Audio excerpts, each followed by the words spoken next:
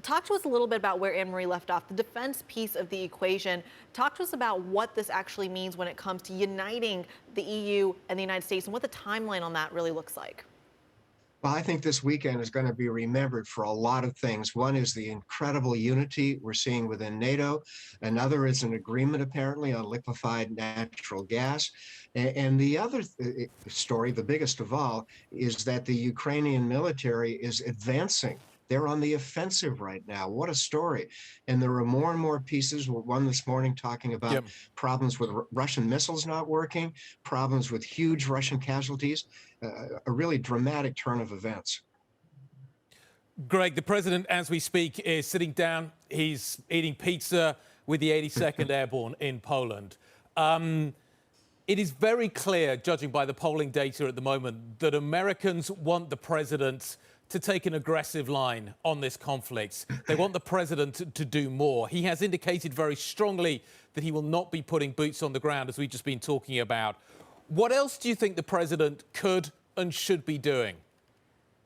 Well, obviously, Guy, more humanitarian aid, more arms, more threats of sanctions to Russia.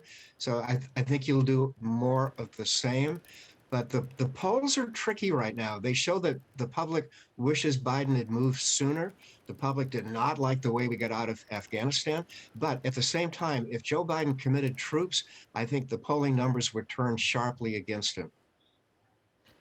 Greg, I'm interested in that piece of the equation. When you talk about the polling numbers could turn against him, I'm curious about what this actually means for Russia on the side of this. I mean, you mentioned at the very start of your very first answer the idea that they're losing some of the steam, some of the momentum on the battlefield. But does that mean that the effect or the momentum from Russia, or I should say the decision-making from Russia, I'm sorry, I'm stumbling over my words, does that intensify there? That seems to be some of the concern from the people, or from the reporting we've heard from on the ground in Ukraine.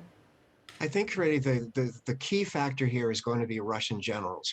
They've lost 5, maybe 6 Russian generals have been killed in action. I hear, like you, reports of bad morale, of the troops not being adequately fed or clothed, with big losses, big surrenders on the part of the troops. So I think the Russian military is getting cold feet. Can't prove it, but that's my hunch. And I think in Moscow, there are a lot of wild cards, the oligarchs and the generals. Greg, in Syria, we talked red lines. Those red lines were breached, and then the policy response was not there.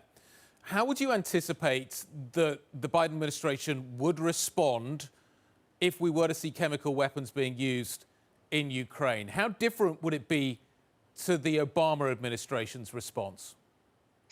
That's a tough one, Guy. I think that we can't respond exactly as the attack occurred, but at the same time, I think that we would probably reconsider the open sky policy. We'd reconsider sending jets. We'd double down on sanctions. But in terms of an overt military response from the U.S., I don't see it right now.